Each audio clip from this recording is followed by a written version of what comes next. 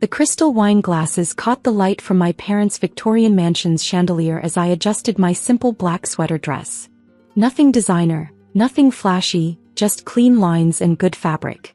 The kind of understated elegance that my family had never learned to recognize, too busy chasing logos and brand names to understand real quality. I'm Victoria Blake, though my family still calls me Vicky, like I'm 12 years old. At 33, I'm the family disappointment who dropped out of law school to pursue what they call my little hobby business. The daughter who chose to work from her apartment instead of climbing corporate ladders or marrying well like my sister Charlotte. "Vicky, darling," my mother called from the dining room, her voice carrying that familiar note of concern mixed with embarrassment. "Could you help bring in the dessert? And please try to mingle more. The Weatherbys are here and their son Jonathan just made partner at his father's firm." I smiled, continuing to arrange the Christmas cookies on the silver platter. Jonathan Weatherby, who'd been trying to ask me out since college despite my complete lack of interest. Another suitable match in my mother's endless campaign to save me from myself. The dining room was already full when I entered. Extended family friends and various members of our parents' social circle, all gathered for the annual Christmas dinner that served more as a networking event than a family celebration.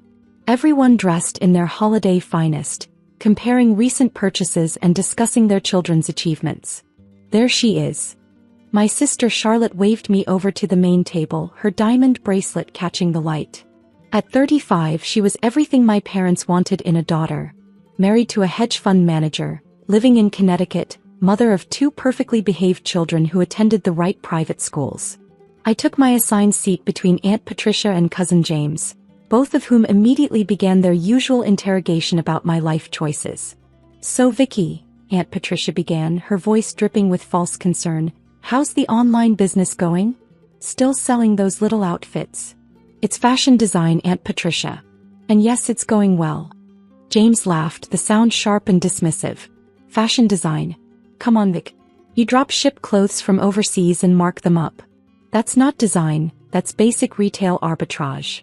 If he only knew that I'd been designing every piece myself, that my little outfits were being worn by A-list celebrities who discovered my work through private stylists, that my basic retail operation had quietly revolutionized sustainable fashion manufacturing. "Now, James," my mother intervened, though her tone suggested she agreed with his assessment. "Vicky's trying her best. We all have to find our own path, even if it's not traditional." Charlotte set down her wine glass with practiced precision. "Speaking of paths, Jonathan Weatherby was asking about you again, Vicky. He's doing so well at the firm and he's such a catch." I took a sip of my wine, a 2018 Bordeaux that I'd brought myself, though no one had bothered to ask about it. "I'm not interested in Jonathan, Charlotte. I'm focused on my work." "Work," my father repeated from the head of the table, his voice carrying the weight of years of disappointment. "Vicky, you're 33 years old. When are you going to stop playing dress-up and consider a real career?" The table went quiet, all eyes turning to me. This was the moment they'd all been waiting for, the annual intervention disguised as family concern. "Your cousin David just bought his second home," Uncle Robert added helpfully. "Real estate investment. Building actual wealth. And Charlotte's husband just got promoted again," my mother chimed in. "Managing director now. They're looking at houses in the Hamptons." I remained silent, used to these comparisons by now. They happened at every family gathering. Someone would decide it was time to shame me into abandoning my dreams and embracing their version of success. "The thing is," Charlotte continued, her voice taking on that particular tone that meant she thought she was being helpful, "online businesses aren't really sustainable. They're just hobbies that occasionally make money. You need something with real security, real growth potential." "Like what?" I asked quietly. "Well," she gestured around the table, "look at everyone here. James is in finance, David's in real estate, Jonathan's in law. These are careers that matter, that build generational wealth. Still selling clothes online?" Charlotte's voice suddenly rose, loud enough that conversations at nearby tables paused. "Like some teenager with an Etsy shop?" The room fell silent except for the soft Christmas music playing in the background. I could feel the weight of their collective judgment, their shared certainty that I was wasting my life on childish pursuits. "Charlotte, please," my father murmured, "not so loud." but she was emboldened by what she perceived as family support, her voice carrying clearly across the dining room. Everyone here is building something real, contributing to society, creating actual value. And you're still playing with fabric samples and selling clothes to strangers on the internet. I quietly sipped my wine, watching the faces around the table. Some looked embarrassed by Charlotte's outburst, others nodded in agreement. My mother just looked sad, as if watching her daughter's life slip away one failed business decision at a time. Right then my phone rang. The distinctive ringtone I'd assigned to business calls cut through the ambient noise of Christmas dinner conversation. I glanced at the screen. Sophia Martinez, New York Fashion Week coordinator. The timing was either perfect or disastrous depending on your perspective. I should take this, I said calmly. Oh please, Charlotte scoffed. Another customer complaining about a delayed shipment? Without hesitation I put the call on speaker, holding the phone up so everyone at the table could hear clearly. Miss Blake, this is Sophia Martinez from New York Fashion Week. I'm calling because Vogue wants to feature your billion-dollar empire. Their jaws dropped. The entire dining room went silent. Not just our table. The whole room seemed to pause, as if someone had pressed mute on Christmas dinner itself. The Christmas music continued playing, but no one seemed to hear it. Sophia's voice continued through the speaker, professional and excited. Anna Wintour herself approved the cover story. They're calling it The Invisible Revolution: How Victoria Blake Built Fashion's Most Sustainable Empire in Secret. The photo shoot is scheduled for January 3rd at their Manhattan studio. Charlotte's wine glass tilted in her hand, Bordeaux spilling onto the white tablecloth unnoticed. James's mouth hung open like he was trying to catch flies. Aunt Patricia blinked rapidly, as if her brain was refusing to process the information. Sophia, I said calmly, can we discuss the interview details tomorrow? I'm at a family dinner. Of course, Victoria. I just wanted to confirm that Forbes will also be running their feature next week. The $1.2 billion fashion disruptor who changed everything. Your publicist mentioned you'd be unavailable tonight, but the editors are incredibly excited about both pieces. I ended the call and looked around the table at their stunned faces. The silence stretched for what felt like hours but was probably only seconds. Billion, Uncle Robert whispered finally. Vogue cover, my mother repeated as if testing the words. Charlotte had gone completely pale. The sister who'd spent the last 10 minutes lecturing me about real careers and sustainable businesses looked like she might need medical attention. Victoria, Aunt Patricia's voice was barely audible. What exactly do you sell? I slipped my phone back into my purse, straightening my simple sweater dress. Sustainable fashion, Aunt Patricia. The little outfits you've been dismissing? They're worn by half the celebrities you see on red carpets. The online hobby? It's the largest eco-friendly fashion platform in the world. The nearby tables had started whispering, putting together pieces of the conversation they'd overheard. Social media was probably already buzzing with fragments of the call, speculation about the mysterious Vogue cover story that had just been announced at a Christmas dinner. But, James stammered, you work from home. You don't have an office. Actually, I have 12 manufacturing facilities across 4 countries, I corrected gently. And headquarters in Soho that I bought last year. The home office was just for privacy while I built everything. Charlotte finally found her voice. You've been lying to us. No, I said firmly. I've been working. The difference is, you never asked what I was actually building. You just assumed that because you didn't understand it, it couldn't be valuable. I stood up, smoothing my dress, which ironically, was one of my own designs, though none of them would have recognized it. The teenager with an Etsy shop has built the fastest-growing sustainable fashion company in history. We've eliminated 2.3 million pounds of textile waste this year alone. As I walked toward the living room, I could hear the explosion of whispered conversations behind me. Questions, denials, desperate attempts to understand how the family failure had secretly become more successful than all of them combined. Vicky, wait. My father's voice stopped me at the doorway. I turned back to face the table full of shocked relatives and family friends. Yes, Dad. How long? He asked quietly. How long have you been building a billion-dollar company? About 8 years. Since I dropped out of law school, actually. The rest of Christmas dinner passed in a blur of shocked stares and hurried conversations. Word had spread quickly through the party. The family disappointment wasn't just successful. She was the mysterious fashion mogul that industry publications had been trying to identify for months. Jonathan Weatherby found me near the Christmas tree, his confident demeanor replaced by something resembling awe. "Victoria, I had no idea. The things they were saying about your business." I smiled, sipping my wine. "Were pretty accurate, actually. I do sell clothes online. I just do it at a scale they never imagined." "I mean, $1 billion, he said, shaking his head. "And Vogue wants to put you on their cover." "It's not about the money, Jonathan. It's about building something that matters. Fashion that doesn't destroy the planet, manufacturing that doesn't exploit workers, business practices that prove you can be profitable and ethical simultaneously." As the evening wound down, I found myself in my father's study, reviewing emails on my phone while he nursed a brandy and tried to process the evening's revelations. $1 billion, he said for the third time. $1.2 billion according to the latest valuation, I corrected, not looking up from my phone. "Though that's just the company value. The real impact is in the supply chain transformation we've achieved." "We never knew," he said quietly. "All these years we thought you were struggling." "I was struggling," I admitted. "Just not financially. Do you know how hard it is to revolutionize an entire industry while your own family thinks you're a failure?" He was quiet for a long moment. "We should have believed in you." "Maybe. But would you have?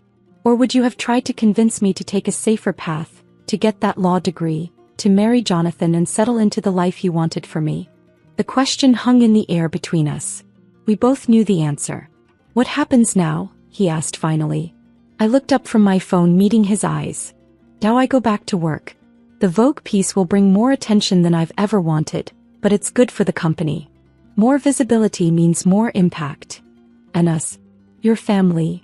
I considered the question carefully. "That depends. Are you ready to see me for who I am instead of who you thought I should be?" 2 weeks later, I sat in Vogue's Manhattan photography studio, surrounded by racks of my designs while Annie Leibovitz adjusted lighting for the cover shoot. The irony wasn't lost on me. I was still working with clothes, still focused on fabric and design, just as I had been when they dismissed it as a hobby. "The sustainable angle is perfect," Anna Winter said, reviewing the preliminary shots on her assistant's tablet. "Fashion needs more leaders like you, people who prove that ethics and profitability aren't mutually exclusive." My phone buzzed with a text from Charlotte. "Saw the Forbes early release online. Mom's crying happy tears. Dad's showing the article to everyone at the country club. I'm sorry, Vicky. Really sorry." I smiled, tucking the phone away as the photographer called for the next setup. The apology felt genuine, born from understanding rather than social pressure. "Ready for the next look?" Annie asked. I nodded, walking toward the rack of designs I'd created over the past 8 years. Each piece told a story, not just of fashion but of innovation, sustainability, and the quiet persistence required to build something meaningful while everyone around you saw only failure. The cover story would hit newsstands next week, officially ending my anonymity but amplifying my platform. The hobby business my family had mocked was about to become the face of fashion's sustainable future. As I changed into the next outfit, a jacket made from recycled ocean plastic that had taken 2 years to perfect, I thought about that girl who dropped out of law school to chase an impossible dream. She'd been building this moment one stitch at a time, one sustainable innovation at a time, one small victory at a time. The camera flashes began, capturing images that would soon appear on magazine covers worldwide. But the real picture was bigger than any photograph could show. It was the story of an industry transformed, an economy reimagined, and a family finally learning to see success in forms they'd never expected. That evening, I returned to my Soho headquarters, the 12-story building that my family had never known existed. The design studios were empty now, but the walls were covered with sketches, fabric samples, and prototypes that represented the future of sustainable fashion. My assistant knocked on the office door. "The Times wants to schedule a follow-up interview about the Vogue piece. And your mother called, she wants to tour the facilities next week." I looked up from the sustainability reports I was reviewing, surprised by that last request. "My mother wants a tour?" "She said she wants to understand what you've built. Really understand this time." The transformation in our relationship had been gradual but genuine. Once the family got over their initial shock, Some of them had made real efforts to learn about sustainable fashion, to see the value in what I'd built rather than just the money it had generated. Charlotte had started buying exclusively from ethical brands. My father had begun investing his clients' portfolios in ESG funds. Even Aunt Patricia had joined a local environmental group, telling everyone about her niece who was saving the planet one dress at a time. "Schedule the tour for Thursday," I said, "and make sure she sees the manufacturing floor. I want her to understand that this isn't just about clothes, it's about changing how things are made." As I worked late into the evening, reviewing designs for next season's collection, I reflected on the strange journey from family disappointment to industry leader. The hobby business that had started with a sewing machine in my apartment was now employing over 3,000 people worldwide, all committed to proving that fashion could be beautiful, profitable, and responsible. My phone buzzed with a message from James. "Vicky, I've been thinking about what you said at Christmas. My firm wants to discuss sustainable investing strategies. Would you be willing to consult on a project?" I typed back, "I'd be happy to help. But James, it's Victoria now. The person who builds billion-dollar companies gets to choose what she's called." His response came quickly, "Understood. And Victoria, I'm proud to be your cousin." That night, driving home to my penthouse apartment, purchased through the same holding company I'd used to buy the headquarters, I thought about the power of persistence. About the importance of building something meaningful even when no one else sees its value. The sustainable fashion platform that had started as mysterious online sales was now reshaping an entire industry, proving that consumers wanted beautiful clothes that didn't harm the planet. Every organic cotton shirt, every recycled polyester dress, every innovative fabric made from agricultural waste represented a small victory against fast fashion's environmental destruction. But the technology and innovation were just tools. The real revolution had been in persistence, in continuing to build something meaningful despite being consistently underestimated by the people who should have supported me most. My phone rang as I pulled into my building's garage. The caller ID showed my mother's number. "Hi, Mom. Victoria, I just finished reading the Forbes article online. The part about you developing that new fabric from orange peels, how did you even think of that?" I smiled, hearing genuine curiosity in her voice for the first time in years. "Research, Mom. Lots of research and lots of failed experiments. Innovation is mostly just persistence with better documentation." "I'm proud of you," she said quietly. "Not just for the success but for sticking to your values even when we didn't understand them." "Thanks, Mom. That means everything." "The tour on Thursday. Can I bring your father? He's been reading everything he can find about sustainable manufacturing. I think he's finally starting to understand what you've built." I laughed, remembering the man who'd once dismissed my work as playing dress-up. "Of course. Bring Dad. Bring anyone who wants to see how real change happens." After we hung up, I sat in my car for a moment, looking up at the Manhattan skyline through my sunroof. Somewhere in those lights were my manufacturing facilities, my design studios, my retail partners. The little hobby had become an empire, but more importantly, it had become proof that business could be a force for positive change. 6 months after the Christmas dinner that changed everything, I stood backstage at the Met Gala, adjusting the final details on Emma Stone's gown, a creation made entirely from recycled materials that would be featured in tomorrow's sustainability exhibits at the Metropolitan Museum. "5 minutes, Ms. Blake," the stage manager called out. I smiled, thinking about the girl who'd once been mocked for playing with fabric samples. Tonight, those samples had become art, worn by one of Hollywood's brightest stars at fashion's most prestigious event. My phone buzzed with a group text from my family, all watching the live stream from my parents' house. "Charlotte, OMG, Emma looks stunning. Dad, so proud of our Victoria. Mom, you're changing the world, sweetheart." Even James had sent a photo from his firm's viewing party, where he was apparently explaining sustainable investing to his colleagues while they watched me work with celebrities on the red carpet. As Emma stepped onto the Met Gala carpet, wearing a dress that proved sustainability and glamour weren't mutually exclusive, I thought about the strange journey from family disappointment to fashion revolutionary. The cameras flashed, capturing not just a beautiful gown but a statement about the future of fashion. Every photograph would carry the message that beautiful clothes didn't have to cost the earth, that innovation and ethics could create more value than traditional manufacturing ever had. Later that night, at the after-party in my honor hosted by Vogue to celebrate sustainable fashion's growing influence, I found myself surrounded by industry leaders, environmental activists, and celebrities who'd all embraced the mission of conscious consumption. Anna Wintour approached with a champagne flute and a smile. "Victoria, tonight's coverage will reach over 200 million people worldwide. The conversation about sustainable fashion has officially gone mainstream." I accepted the champagne, looking around at the room full of people who'd once dismissed eco-friendly fashion as a niche market. "It's not about the coverage, Anna. It's about the change. Every person who chooses sustainability over fast fashion is a victory." "Spoken like someone who truly understands the power of patience," she replied. "You've proven that the most revolutionary changes often happen quietly, built by people others underestimate." As the evening wound down, I stepped onto the museum's terrace, looking out over Central Park and the city beyond. Somewhere in those lights were factories running on renewable energy, workers earning fair wages, and customers wearing clothes that reflected their values rather than just their budgets. The hobby business my family had mocked was now a movement, proving that success isn't just about profits. It's about creating positive change while building something sustainable and meaningful. My phone buzzed with one final message of the night from Charlotte. "Watching you tonight, I finally understand what you've been building all these years. It was never about the clothes. It was about changing the world. I'm sorry it took me so long to see it." I smiled, tucking the phone away as I headed back inside.